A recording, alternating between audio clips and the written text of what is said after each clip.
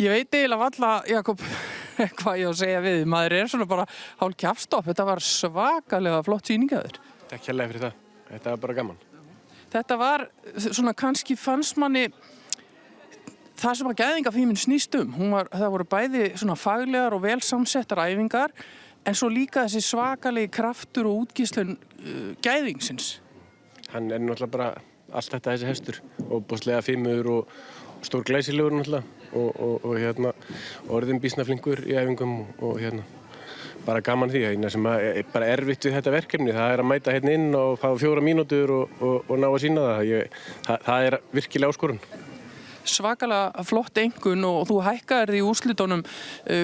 Hvað gerðirðu til þess að fara enn hærra? Þú sagðir í viðtalinu við Kára í hliðinu að það væri samt svona eitthvað sem þið vilja gera betur og samt með örugga forystu. Hvað gerðirðu betur? Prógrammin, ég náttúrulega saman prógrammin svo til, en í forkeppninni hefði ég alveg vilja ríða æfingarnar ennþá nákvæmar. Og ég held ég fekk nú heldur hærra fyrir æfingar í úrslitunum. Þær tókust betur. Aftur á móti fannst mér svona, kannski var hesturinn pínu þreyttur. Hann var mjög stressaður hérna úti að hita hann upp. Það er kannski búið að taka aðeins af hann þannig. Þannig að svona mitt mat var það að æfingarnar voru enn betri í úrslitunum.